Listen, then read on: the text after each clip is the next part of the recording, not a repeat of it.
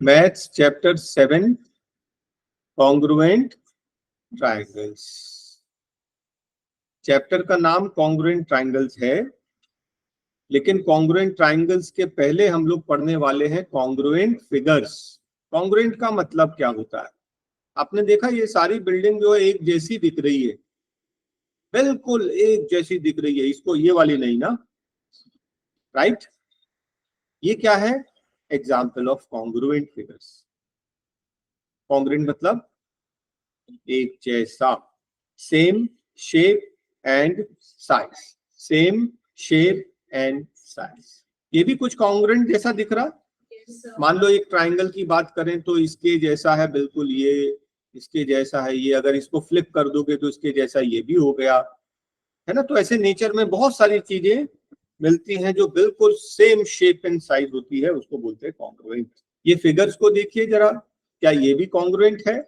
क्या ये भी ये फ्लिप किए, थोड़ा सा रोटेट कर दिया है, लेकिन कॉन्ग्रुएंट है। मतलब रोटेशन अलाउड है, फ्लिप करना अलाउड है, ऊपर नीचे कर दिया अलाउड है। रोटेट करने के बाद इसको ऐसा 45 डिग्रीज रोटेट कर देंगे तो इसी के जैसा, यही तो है। रोटेशन इज अलाउड, फ्लिप करना अलाउड। कैसे फिगर्स हैं? कॉन्ग्रुएंट। क्या ये कॉन्ग्रुएंट है? ये दोनों, ये दोनों और ये भी और ये भी, इनको बोलते हैं कॉन्ग्रुएंट फिगर्स।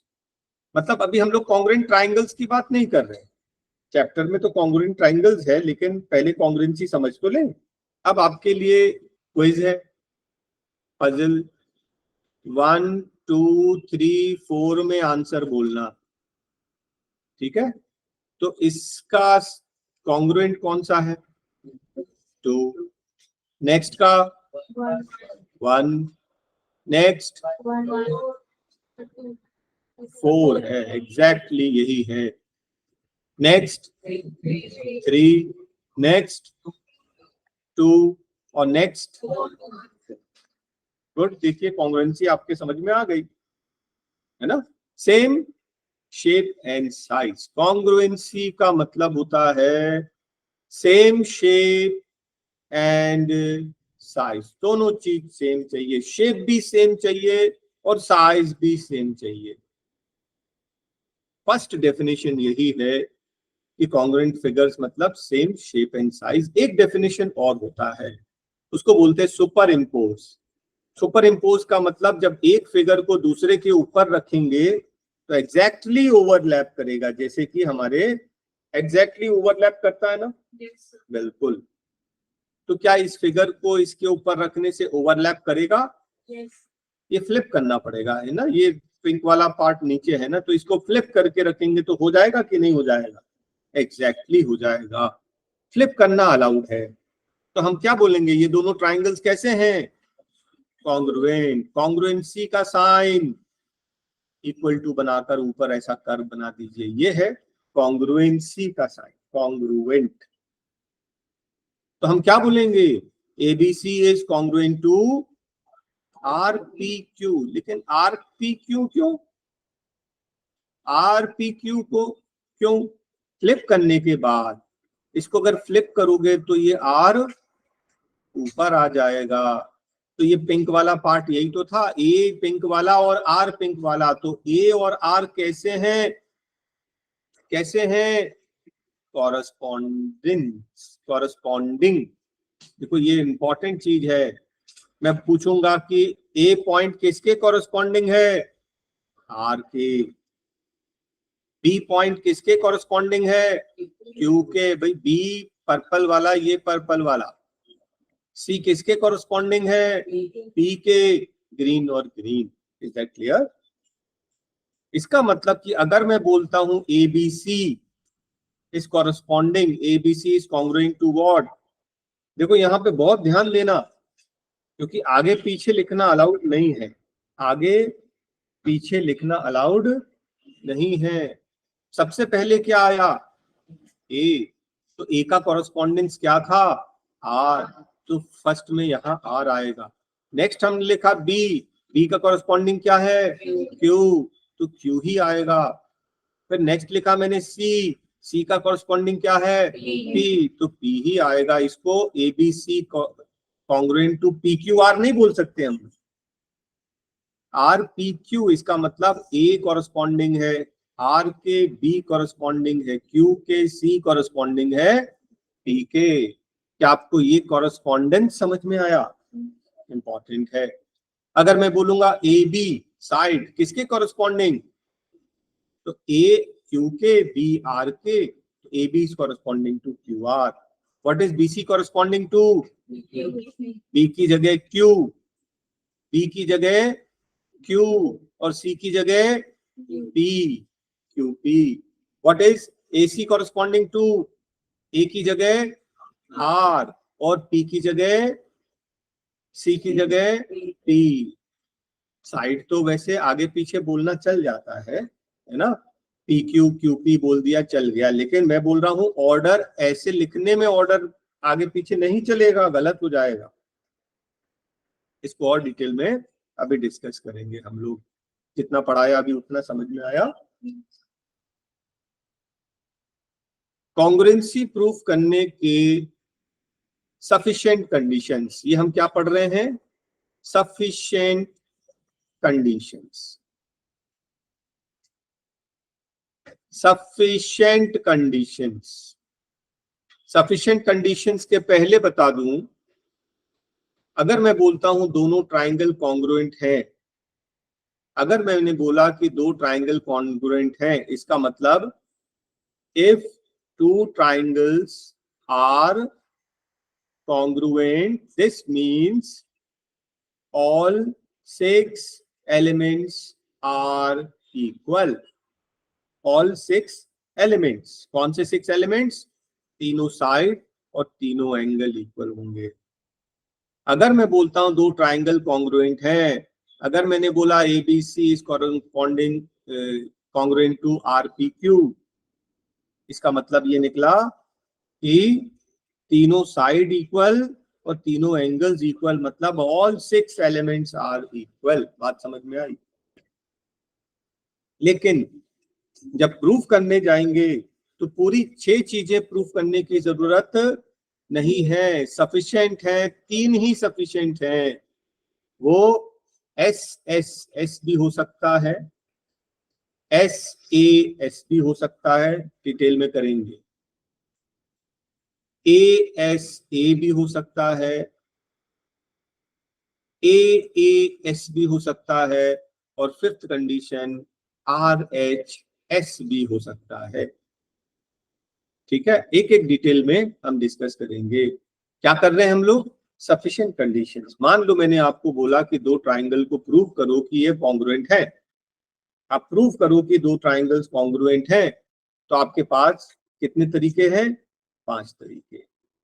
या तो एस से कर दो, या एस से कर दो, या एस से कर दो, एएस, या फिर आरएचएस। आपके पास 5 मेथड्स हैं किसी दो ट्राइंगल को कॉन्ग्रुएंट प्रूव करने के। अब ये इसका मीनिंग क्या होता है? एस मतलब साइड साइड साइड। अगर एक साइड ए बी, देखो कलर से दिया है, ये रेड वाला और ये भी रेड, तो ये वाला साइड इक्वल है कि नहीं? एक साइड इक्वल मिल गया। ये येलो वाला और ये भी येलो वाला इक्वल मिल गया।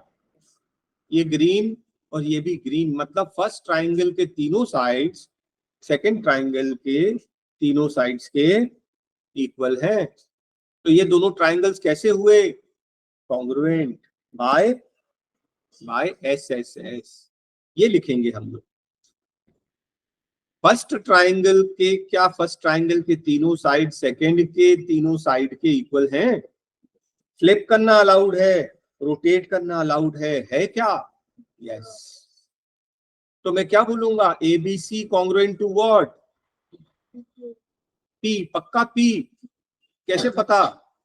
रेड और येलो के बीच में ए था, तो ये रेड और येलो के बीच में पी था, तो ए का कॉरस्पॉन्डिंग पी है। बी कहाँ है? बी रेड और ग्रीन के बीच में, तो रेड और ग्रीन के बीच वाला क्यू, और थर्ड वाला अपने आप आ जाएगा। ये आगे पीछे नहीं चलेगा। बात समझ रहे हो? कॉरस्पॉन्डिंग मतलब कॉरस्पॉन्डिंग।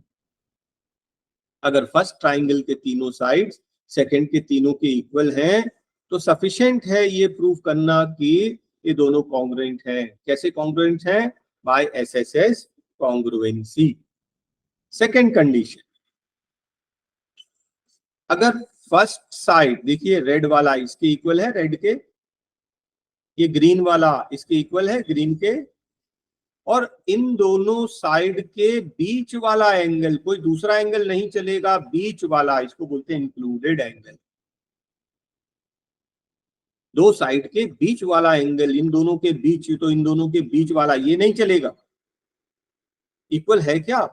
यस, दो साइड और उनके बीच वाला एंगल अगर इक्वल हुआ तो हम बोलेंगे ये दोनों ट्राइंगल्स कैसे हैं?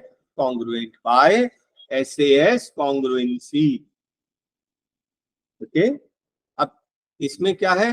कॉन्ग्रुएंसी एक्सियम भी होता है और फिर कंडीशन भी होता है, क्राइटेरिया भी होता है, डिटेल में बाद में अपन डिस्कस करेंगे।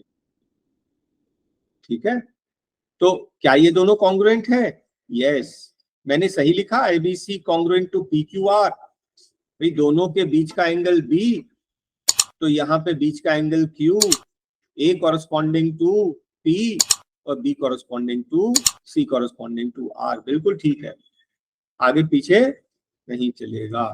थर्ड कंडीशन, एएसए मतलब दोनों साइड वाले एंगल और उनके बीच का साइड, देखो ये इसके इक्वल है, ग्रीन ग्रीन और ब्लू ब्लू इक्वल हो गया, और इन दोनों के बीच वाला रेड, इन दोनों के बीच वाला रेड, दो एंगल्स इक्वल हैं और उनके बीच वाला साइड, ये वाला नहीं चलेगा, एंगल के बीच वाला ही चाहिए। ठीक है, तो दो एंगल्स इक्वल हैं, यस, और उनके एंगल्स के बीच वाला साइड भी इक्वल है, यस, तो हम बोलेंगे क्या है? ये दोनों ट्राइंगल्स कैसे हैं? कॉन्ग्रुएंट। कैसे आए कॉन्ग्रुएंट? एएसए कॉन्ग्रुएंसी से, एएसए कॉन्ग्रुएंसी। ठीक है, नेक्स्ट देख लें। अब देखोगे एएसए और नेक्स्ट वाला है एएएस। एएसए में क्या था? दोनों एंगल के बीच वाला साइड होना चाहिए, लेकिन अगर कभी ऐसा हुआ कि दो एंगल तो है लेकिन बीच वाला साइड नहीं आया तो कोई थर्ड वाला साइड भी चल जाएगा, बीच वाला नहीं भी हुआ तो भी चल जाएगा। कैसे चल जाएगा? भाई दो एंगल अगर इक्वल हो गया एंगल सम प्रॉपर्टी से, थर्ड एंगल भी इक्वल निकाल लेंगे, और थर्ड निकाल लेंगे तो इन दोनों एंगल के बीच वाला आ गया अपने आप, मतलब बनाया जा सकता है। तो अगर दो एंगल और बीच वाला साइड नहीं हो, कोई नेक्स्ट साइड हो तो भी चल जाएगा। ए पी के इक्वल है, ए पी के इक्वल है, सी आर के इक्वल है, सी आर के इक्वल है, और इन दोनों के बीच वाला साइड ए बी, बीच वाला नहीं है ना, एंगल के बीच वाला नहीं, अदर साइड, तो यहाँ पे भी अदर साइड ही होना चाहिए, ये भी इक्वल है, तो हम क्या बोलेंगे? The two triangles are congruent by AS congruency. ये तीसरा एंगल हमने बनाया है। अगर दो एंगल आपको, मान लीजिए कि ये 50 है और ये 70 है, ए 50 है और सी 70 है, एंगल सम प्रॉपर्टी से ये तो 60 आएगा जब दो इक्वल हैं, एंगल सम प्रॉपर्टी से थर्ड वाला तो इक्वल निकल ही जाएगा। और अगर ये निकल गया, मान लो, और मैं इसको यूज ना करूं, इसको यूज ना करूं, तब क्या हो गया? ये पिछला वाला हो गया, ए एस ए हो गया। देखो ए, ये ए और ये ए और बीच वाला है ना, तो बीच वाला एंगल, बीच वाला साइड हमें पता नहीं था, तो हमने क्या किया? एंगल सम प्रॉपर्टी से थर्ड निकाल लिया। पॉसिबल है एंगल सम प्रॉपर्टी से निकालना, तो ए से ही बन जाएगा अल्टीमेटली। देखो अभी 100% क्लियर नहीं होगा, ये आपकी पहली क्लास है, लेकिन थोड़ा समझ में आ जाएगा, 50% 60%। नेक्स्ट क्लास में और इसका वीडियो घर में देखोगे तो थोड़ा और अच्छे से समझ में आएगा, फिर मैं एक्सरसाइज कराऊंगा और अच्छे से समझ में आएगा। ठीक है, और फिर लास्ट में कभी किसी दिन ये पूरा वीडियो रिवाइज करोगे तो पूरा बिल्कुल क्लियर हो जाएगा। नेक्स्ट कंडीशन देखो, R for right angle, H for hypotenuse और एस फॉर साइड। ये राइट हैंड साइड नहीं है, राइट हाइपोटेन्यूज साइड, मतलब दोनों में, दोनों ट्राइंगल में एक राइट एंगल होना चाहिए, दोनों का हाइपोटेन्यूज इक्वल होना चाहिए, और कोई एक साइड, ये वाली चलेगी, बेस वाली चलेगी, परपेंडिकुलर वाली भी चलेगी, कोई एक। अगर ऐसा हुआ कि दोनों में ही राइट एंगल है, दोनों का हाइपोटेन्यूज इक्वल है और दोनों का कोई एक थर्ड साइड इक्वल है, हम बोलेंगे ये दोनों ट्राइंगल्स कैसे हैं, कॉन्ग्रुएंट बाय RHS कॉन्ग्रुएंसी। अब मैं आपको बता रहा हूं कि कहां पे थ्योरम बोलेंगे और कहां पर एक्सियम और कहां पर कंडीशन। चैप्टर 5 में पढ़ा था ना यूक्लिड्स में। तो आपको क्या ध्यान रखना है, आपको एक ही चीज ध्यान रखना है, SAS क्या है, एक्सियम। SAS क्या है, एक्सियम। ये दोनों ट्राइंगल्स कॉन्ग्रुएंट है, कैसे, बाय SAS कॉन्ग्रुएंसी एक्सियम। अब आते हैं SSS। SSS क्या है, थ्योरम। हम बोलेंगे दो ट्राइंगल्स कॉन्ग्रुएंट हैं, ABC congruent to PQR by SSS congruency theorem, ये थ्योरम है। थर्ड पे आते हैं, अगर ये दोनों ट्राइंगल कॉन्ग्रुएंट हैं तो हम बोलेंगे they are congruent by ASA congruency theorem. Fourth में हाँ थ्योरम बोल सकते, रूल बोल सकते, कुछ टीचर्स रूल बोलते हैं, लेकिन हमने यूक्लिड में पढ़ लिया ना कि वो थ्योरम बोल रहे, थ्योरम एक्सियम अलग है, थ्योरम अलग है, कंडीशन अलग। तो हमें यही बोलना चाहिए। और हालांकि अब सब स्कूल में अलग अलग तरीके से पढ़ाते हैं, आपके स्कूल में जैसा बोले वैसा बोल देना, कोई ज्यादा डिफरेंस नहीं। लेकिन यहाँ स्पेसिफाइड है ना कि ये थ्योरम है कि एक्सियम है कि कंडीशन है, बिल्कुल स्पेसिफाइड है। तो क्या याद रखना है आपको, SAS एक्सियम है, ये यूनिवर्सल ट्रूथ है, प्रूव नहीं कर सकते, इसको हमने एक्सियम मान के इसको ट्रू मान लिया और इसको ट्रू मान के फिर हमने प्रूफ किया, इसको प्रूफ किया है, ये थ्योरम है। ये दोनों ट्राइंगल्स क्या है, congruent by SSS congruency theorem. Third condition, ये दोनों ट्राइंगल्स कॉन्ग्रुएंट हैं, कैसे, SAS कॉन्ग्रुएंसी थ्योरम, हम प्रूव कर सकते हैं इसको, थ्योरम। फोर्थ, ये दोनों ट्राइंगल्स कॉन्ग्रुएंट हैं, कैसे, बाय AAS कॉन्ग्रुएंसी कंडीशन या क्राइटेरिया। इसको थ्योरम क्यों नहीं बोल रहे हैं, इसको थ्योरम प्रूफ करने की जरूरत ही नहीं है, ये प्रूफ कर चुके हैं ना ऊपर, और इसी से ये कैलकुलेट किया जा सकता है। भाई दो एंगल हमको अगर पता है, दो एंगल पता है, तो एंगल सम प्रॉपर्टी से थर्ड वाला अपने आप निकल आएगा। तो अपने आप निकल आएगा तो ये ASA बन जाएगा, बना सकते हैं इसको ASA, इसके लिए अलग थ्योरम की जरूरत नहीं है। तो इसको हम लोग बोलते हैं ASA कॉन्ग्रुएंसी रूल बोल दो, कंडीशन क्राइटेरिया बोल दो, कोई फर्क नहीं पड़ता। और लास्ट वाला, ये दोनों triangle ABC is congruent to PQR by RHS congruency theorem, ये थ्योरम है, इसका प्रूफ है पूरा। मैं इन दोनों दो फिगर्स की बात कर रहा हूं, वो लास्ट वाला दिया जरूर है लेकिन हम उसकी अभी बात नहीं कर रहे। अगर मैंने बोला कि ट्राइंगल नंबर 1, इसका नाम मैंने बोल दिया ABC और दूसरे ट्राइंगल का नाम बोल दिया मैंने PQR, क्या ABC और PQR कॉन्ग्रुएंट है? यस। तो ABC किसके कॉन्ग्रुएंट है? Q आएगा। A किसके बीच में है? सिंगल और डबल के बीच में। A किसके बीच में है? सिंगल और डबल। तो सिंगल और डबल के बीच में Q है, A का कॉरेस्पॉन्डेंस Q। B कहाँ है? B है सिंगल और 3 लाइन, 1 और 3 के बीच में, तो 1 और 3 के बीच में क्या है? R। तो लास्ट वाला अपने आप, नहीं तो गलती हो जाएगी। कॉरेस्पॉन्डेंस चाहिए बिल्कुल सीधा सीधा, ठीक है। अगर मैं इसको ABC बोलूं और इसको मैं XYZ बोल दूं, तो ABC is corresponding to YXZ, right. अगर मैं इसको ABC बोलूं और इसको WXY बोल दूं, नाम तो कुछ भी बोल सकते हैं, ABC is congruent to YXW, गलती नहीं करना। तो यहाँ तो दिख रहा है ना, A कौन सा है? ब्लू कलर वाला, तो ये ब्लू। B कौन सा है? रेड, तो ये रेड। चाहे कलर लिख दो चाहे स्ट्राइक्स बना दो 1 2 3 लाइन। और नेक्स्ट वाला, मान लो मैंने इसको बोला ABC और इसको मैं बोल रहा हूं DEF, तो ABC इज कॉरेस्पॉन्डिंग टू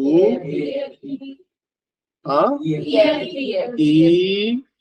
तो राइट एंगल बन रहा है। B कहाँ है, लास्ट में C कहाँ है, सिंगल डबल लाइन के बीच में, सिंगल डबल के बीच में D है, लास्ट में D आएगा, बीच में F आ जाएगा।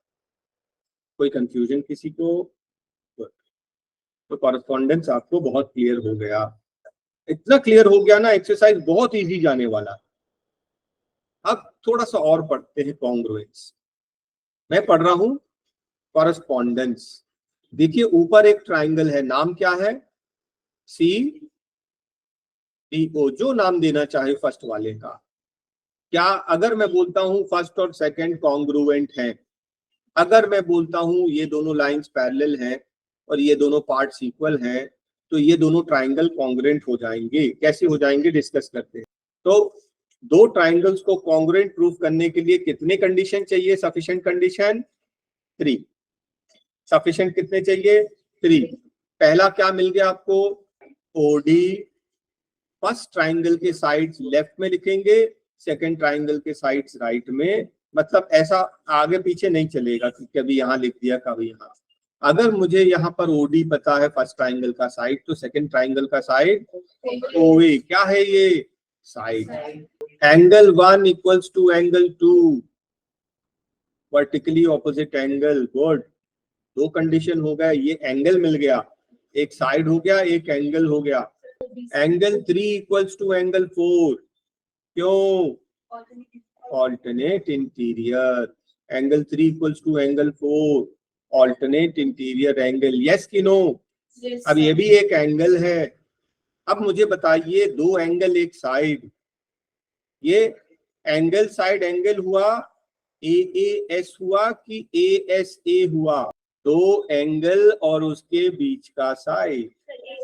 दो एंगल और उसके बीच का साइड। बेटा दो एंगल और उसके बीच, ये दोनों एंगल पता है, उसके बीच का साइड, ये दोनों कॉन्ग्रुएंट हो जाएंगे। कैसे? By ASA। ये दोनों कॉन्ग्रुएंट हैं बाय ASA। ASA क्या है? Congruency theorem. अब कॉरेस्पॉन्डेंस बताइए। CDO, C का कॉरेस्पॉन्डिंग क्या है? C का कॉरेस्पॉन्डिंग, इसका कॉरेस्पॉन्डिंग ये है B। D का क्या है? A। तो O का O हो जाएगा। थर्ड वाला निकालने में कोई मुश्किल नहीं। समझ में आया ना? गुड। फिर से एक बार मैं ट्राइंगल BOC बोल रहा हूं, इसका नाम मैं BOC बोल रहा हूं, और ये कॉन्ग्रुएंट है किसके? उसका नाम आपको बताना है। ये 1, ये 2 वैसे ही लिखेंगे। ये जो लाइंस बनाना नहीं है, ये मैं आपको बता रहा हूं कि अगर हमने डिसाइड किया कि फर्स्ट ट्राइंगल के साइड लेफ्ट में लिखेंगे तो सेकंड के राइट में। मुझे 3 चीजें बता दो। सबसे पहले angle B equals to angle A equals to 90, ये गिवन है। एक एंगल मिल गया। BC इक्वल्स टू AD, ये गिवन है, एक साइड मिल गया। और कुछ जानकारी? Vertically opposite angle, angle 3 equals to angle 4, जो नाम देना चाहो आप। वर्टिकली ऑपोजिट एंगल, ये एंगल और मिल गया। मुझे बताओ ये ASA है कि AAS है? एंगल और इसके बीच वाला साइड नहीं है, कोई दूसरा है, ये AAS है। ठीक है, तो ये क्या होता है? AAS congruency condition. ये थ्योरम नहीं है। अब मुझे बताइए B का कॉरेस्पॉन्डिंग क्या है? B का कॉरेस्पॉन्डिंग A है बेटा, ये 90 डिग्री यहाँ पर बन रहा। O का तो O ही है। C का कॉरेस्पॉन्डेंस D है। आगे पीछे नहीं चलेगा। कन्विंस्ड? सब कन्विंस्ड हो? गुड। इतना अगर पढ़ लिया ना, तो आपका एक्सरसाइज ऐसी बिल्कुल इजीली हो जाएगा, कोई कंफ्यूजन नहीं। सबको कंफ्यूजन ना इसी में होता है, और इसी वीडियो को जब अपलोड कर दूंगा 1-2 बार रिवाइज कर लेना, 100% क्लियर। चलिए एक और, मान लो मैं इसको फर्स्ट बोलता हूं, PAC मैंने नाम दिया, तो ये कॉरस्पॉन्डिंग, देखिए इसमें इंफॉर्मेशन कम है, मैं आपको बता दूं कि ये दोनों इक्वल है, ये दोनों भी इक्वल है, तो ये किसके इक्वल होगा, फर्स्ट और सेकंड बता रहा हूं, है ना। और फर्स्ट सेकंड लिखने की बजाय एंगल का पूरा नाम लिख सकते हैं, इन ट्राइंगल APC, यहाँ PAC लिखा था, APC एंड ट्राइंगल APC तो BPC। क्या मुझे 3 कंडीशंस बताओगे जिससे ये, पहले बताइए AC, इसका AC किसके इक्वल है, इसके CB से। चलो एक ये गिवन है, एक साइड हो गया, PC इक्वल्स टू PC, ये तो कॉमन, ये भी साइड हो गया। और ये angle 1 angle 2, angle 1 equals to angle 2 equals to 90 given है, ये क्या हो गया, एंगल। तो ये क्या है, साइड एंगल, साइड, 2 साइड और उसके बीच का एंगल, राइट। तो ये दोनों कॉन्ग्रुएंट है बाय SAS, कॉन्ग्रुएंसी एक्सियम था, ये थ्योरम नहीं था, बस इसी को ध्यान रखना, SAS एक्सियम था। अच्छा नाम भी बताइए, A का कॉरेस्पॉन्डिंग B, P का कॉरेस्पॉन्डिंग P, तो ये वाला का कॉरेस्पॉन्डिंग, इसका कॉरेस्पॉन्डिंग ये, इसका कॉरेस्पॉन्डिंग ये, C का C। क्या आपको इतना क्लियर है, बहुत क्लियर हो गया।